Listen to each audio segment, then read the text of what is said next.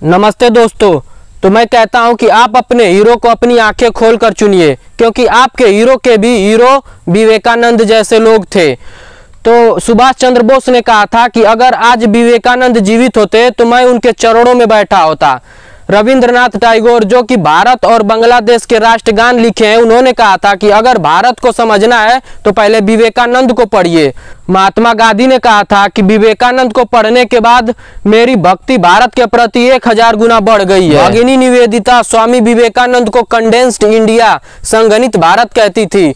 भारत का आकाश भर में विस्तार अकेले स्वामी विवेकानंद में सिमट आया है। 9/11 वो तारीख जो हमें डरा देती है। याद आती है वो 2 ऊंची इमारतें, उनसे टकराते हवाई जहाज, Osama bin Laden, George Bush वगैरह वगैरह। 9/11 के तारीख से हम लोग डरते इसलिए हैं क्योंकि हमारा पॉइंट ऑफ रेफरेंस गलत है। हमें वर्ल्ड ट्रेड ऑर्गेनाइजेशन में हुए धमाके तो सुनाई देते हैं, लेकिन विश्व शांति के लिए और हिंदू धर्म के सनातन संस्कृति को पश्चिम के पटल पर खोल देने वाला विवेकानंद की वो अमृतवाणी नहीं सुनाई देती है। क्या था वो भाषण जिसने अमेरिका को ही नहीं पूरे पश्चिम को अपना मुरीद बना दिया? और क्या थे वो पहले 5 शब्द जिसे सुनने के बाद 7000 लोग खड़े होकर 2.5 मिनट तक मंत्रमुग्ध होकर तालियां बजाते रहे? और क्या सीखा उस शिकागो स्पीच से जिसे दुनिया के सर्वश्रेष्ठ व्याख्यानों में गिना जाता है? मेरे लिए 9/11 का मतलब नरेंद्र है, और आपको ही नहीं पूरे भारत को 9/11 का मतलब नरेंद्र ही होना चाहिए। नरेंद्र नाथ दत्त, जिन्हें आज पूरा विश्व स्वामी विवेकानंद के नाम से जानता और पहचानता है। और हमें भी 9/11 को याद रखना चाहिए, क्योंकि उस दिन एक भारत के युवा भगवाधारी सन्यासी ने पश्चिमी देश के सूट बूट पहनने वाले विद्वानों को बौना साबित कर दिया था। 9/11 की तारीख हमें इसलिए याद करनी चाहिए क्योंकि उस दिन एक युवा सनातन संस्कृति वाहक ने भारत को विश्व गुरु के रूप में स्थापित कर दिया था। स्वामी जी के शिकागो भाषण की भी तारीख यही है, 9/11, 11 सितंबर 1893। अब हमें 9/11 को न्यूयॉर्क के लिए नहीं, शिकागो के लिए याद करना चाहिए। विध्वंस के लिए नहीं, विश्व शांति के लिए याद करना चाहिए। आतंकवाद के लिए नहीं, सनातन संवाद के लिए याद करना चाहिए। आज के बाद हम लोग 9/11 लादेन के लिए नहीं, नरेंद्र के लिए याद करेंगे। तो चलिए फ्लैशबैक में आपको ले चलते हैं 130 साल पहले। तारीख 11 सितंबर 1893, जगह लेस मिशिगन पे बसा हुआ अमेरिका का शिकागो शहर, जो कि काफी घना आबादी वाला है। जगह विश्व धर्म संसद, पात्र दुनिया से आए हुए अलग अलग जगहों से लोग, अलग अलग धर्मों के प्रतिनिधि, भारत से आया हुआ एक युवा तपस्वी स्वामी विवेकानंद। मौका तो था धर्म पर विचार विमर्श करने का, पर खुद को बड़ा और दूसरों को छोटा समझने वाले ये पश्चिमी संस्कृति सैकड़ों विद्वानों के बीच में बैठे हुए स्वामी विवेकानंद का मजाक उड़ा रही थी। उनके कपड़े सूट बूट वाले लोगों से मेल नहीं खा रहे थे। उनकी कद काठी भी कुछ खास नहीं थी। उनके मस्तक पर तेज तो था, पर उनके अंदर अहंकार नहीं था। भारत को तीसरी दुनिया मानने वाले लोग, भारत को सपेरों का देश कहने वाले लोग स्वामी जी पर मंद मन हंस रहे थे। कह रहे थे कि भारत खुद को विश्व की सबसे पुरानी सभ्यता कहता है। बात बात पर वेद और उपनिषद खोल कर बैठ जाता है, और जब बात मुकाबले की आई तो पीछे हट गया। एक लकड़ी का सिपाही जंग लड़ने को भेज दिया। ये तो हमारी तर्क की एक पैनी तलवार को भी नहीं सह पाएगा, चटक जाएगा। लेकिन स्वामी जी निश्चिंत होकर सभा में बैठे रहे और अलग अलग देशों से आए हुए अलग अलग धर्मों के विद्वानों की बातें एकाग्र होकर सुन रहे थे।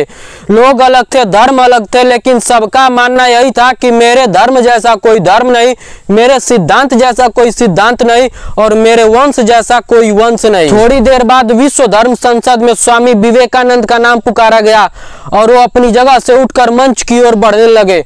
उस समय स्वामी विवेकानंद की उम्र केवल 30 साल थी। 30 वर्ष का ज्योति पुंज था, ज्ञान पुष्प का सुरभि कुंज था। मस्तक पर अरुणिम वो रेखा, चकित रह गया जिसने देखा। शब्द सुदर्शन धारी था वो, देवदूत अवतारी था वो। स्वामी जी अकेले चलकर मंच तक नहीं आए, उनके साथ सनातन संस्कृति और लाखों वर्षों का इतिहास मंच तक आ पहुंचा। अब पूरा विश्व सुनना चाहता था कि भारत अब क्या कहेगा। जहां बड़े बड़े अपने धर्म के विद्वान बोल चुके थे, वहां एक छोटा सा भगवाधारी लड़का अपने सनातन धर्म की सर्वश्रेष्ठता कैसे सिद्ध करेगा। स्वामी जी माइक तक तो पहुंचे पर कुछ बोले नहीं। लोगों में हलचल सी मच गई, लोगों की उत्साह बढ़ने लगा कि स्वामी जी कुछ कह क्यों नहीं रहे हैं। कुछ टाइयों ने उनका उपहास किया। This is what you call cold feet, India has gone silent. Swami ji अब भी चुप थे, वो केवल उसमें आए हुए लोगों को देख रहे थे। ऐसा लग रहा था मानो पूरे सदन का जायजा ले रहे हो। और फिर ऐसे ही कुछ समय और बीत गए। फिर स्वामी जी बोले, सिर्फ 5 शब्द बोले। सिर्फ 5 शब्दों ने ही पश्चिम की धरती पर आने वाले 500 वर्षों के लिए सनातन सभ्यता का ध्वज गाड़ दिया था। और वो 5 शब्द सुनने वालों के छाती पर वो शब्द ऐसे गड़े कि 7000 लोग मंत्र मुग्ध होकर 2.5 मिनट तक खड़े होकर तालियां बजाने लगे। ये 5 शब्द दुनिया के विश्व बंधुत्व का संदेश बन के गूंज उठा और वो आज तक गूंज रहा है। शिकागो के धर्म संसद में स्वामी विवेकानंद के वो 5 शब्द थे, sisters and brother of America, मेरे अमेरिकी भाइयों और बहनों। इतना सुनते ही 7000 लोग मंत्र मुग्ध हो गए, मानो किसी जादू देख लिया हो, किसी ईश्वर की आवाज सुन ली हो या कोई आकाशवाणी सुन ली हो। 7000 लोग खड़े होकर 2 मिनट तक तालियां बजाते रहे, बल्कि अभी तक तो स्वामी जी कुछ बोले ही नहीं थे। ये 5 शब्द इतने मर्मस्पर्शी और अविस्मरणीय थे कि ये किसी व्यक्ति के मुख से नहीं निकले थे। ये सनातन धर्म की मूल संस्कृति से उपजे हुए ये शब्द थे। अयम निज परेति गणना लघु वेद साम उदार चरिता नाम तु वसुधैव कुटुंबकम। महो उपनिषद अध्याय 4 श्लोक संख्या 71। ये अपना भाई है, ये अपना भाई नहीं है। ऐसे छोटे हृदय वाले लोग सोचते हैं, बड़े हृदय वाले लोगों के लिए तो पूरा संसार ही उनका परिवार है। अपने देश की सीमाओं से बाहर न झांकने वाले लोग, एक दायरे से बाहर सबको पराया समझने वाले ये पश्चिमी समाज के लोगों को विवेकानंद के वो 5 शब्द कल्चरल शॉक की तरह लगे। उन्होंने सोचा कि कैसे कोई एक इंसान कई हजारों किलोमीटर दूर से आके, उससे न हमारा रक्त का संबंध है, न हमारा भाव का संबंध है, न हमारा विचार का संबंध है, वो कैसे हमें भाई और बहन के संबोधन से पुकार सकता है। गोरे काले का भेद नहीं, हर दिल से हमारा नाता है, और भले कुछ आए ना जाए हमें प्यार निभाने आता है। जीते हो देश किसी ने मगर हमने दिलों को जीता है। जहाँ राम अभी तक है नर में, नारी में अभी तक सीता है। इतना ममता नदियों को भी जहाँ माता कहकर बुलाते हैं, इतना आदर इंसान तो क्या पत्थर भी पूजे जाते हैं। इस धरती पर मैंने जन्म लिया, मैं ये सोच के इतराता हूँ, भारत का रहने वाला हूँ, भारत की बात बताता हूँ। उन 5 शब्दों के बाद आगे स्वामी विवेकानंद जी अगली लाइन कहते हैं, it fills my heart with joy unspeakable to rise in response to a warm and cordial welcome which you have given us। आपने जिस प्यार और अपनेपन से हमारा स्वागत किया उसके लिए मैं आपका बहुत बहुत आभारी हूँ। इस वक्तव्य पर मैं आपसे बात करूंगा आगे। इससे पहले आप ये जान लीजिए कि विश्व धर्म सम्मेलन के संसद में जिस दिन स्वामी विवेकानंद बोल रहे थे, उससे 1.5 महीना पहले वे अमेरिका पहुंचे थे और उनका स्वागत अमेरिका ने उसी घृणा से किया था जो अश्वेत लोगों के लिए उनके मन में हुआ करता था, यू ब्लैक गेट आउट। 1.5 महीने तक स्वामी विवेकानंद यही बात सुनते रहे, यू ब्लैक गेट आउट। लेकिन स्वामी जी अपने अंदर उनके प्रति कड़वाहट नहीं भरने दी। मैंने आपसे पहले भी बताया था कि उस मंच पर स्वामी जी अकेले ही नहीं गए थे, उनके साथ भारत की सनातन संस्कृति और लाखों वर्षों का इतिहास चल के गया था। और भारत की संस्कृति विष पीकर अमृत दान करने की है। हम भोलेनाथ के वंशज हैं, विष पीते हैं, उगलते नहीं। 1.5 महीने तक स्वामी जी ने अपमान का विष पिया, पर जब उनके मुंह से वो शब्द निकले वो आभार के थे, गुडसी के थे, ग्रेटिट्यूड के थे। बस यही हमें सीखना है कि दुनिया की बुराई हमारे मन पर न चढ़ पाए।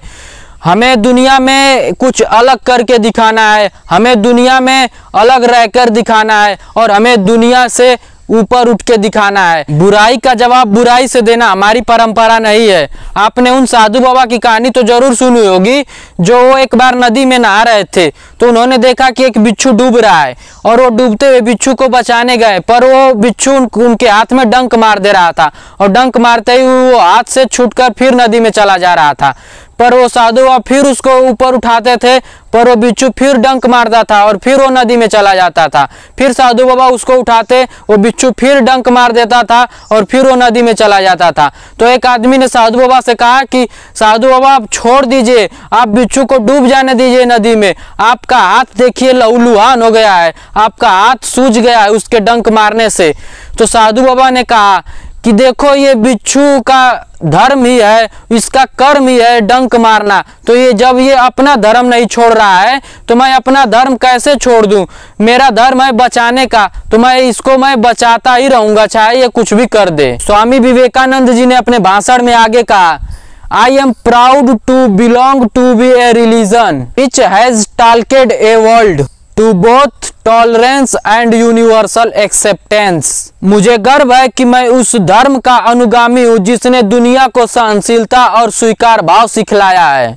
उस दिन जिस धर्म की बात कर रहे थे स्वामी विवेकानंद, आज उसी धर्म पर इनटॉलरेंस का आरोप लगाया जाता है, बगैर ये सोचे कि किसी दूसरे धर्म का आदर करना एक हिंदू अपने डीएनए में लेके पैदा होता है। अगली सुबह अमेरिका के अखबार स्वामी जी के यशगान से भरे पड़े थे। द न्यूयॉर्क हेराल्ड ने लिखा था कि विश्व धर्म सम्मेलन में आए हुए सभी विद्वानों में से सबसे उच्च विद्वान स्वामी विवेकानंद थे। उन्होंने कहा था कि जिस देश में ऐसे ऐसे विद्वान रहते हो उस देश में मिशनरीज को भेजना एक मूर्खतापूर्ण है। अमेरिका का अखबार द न्यूयॉर्क क्रिटिक ने लिखा था कि विश्व धर्म सम्मेलन में आए हुए अन्य विद्वानों के भाषण बहुत ही अच्छे थे, पर एक हिंदू साधु के आगे कोई टिक नहीं पाया। जंग और रंग से खुद को महान मानने वाले कई देश उस दिन समझ गए थे कि भारत की मेधा और सनातन ज्ञान का सामना दुनिया कभी नहीं कर पाएगी।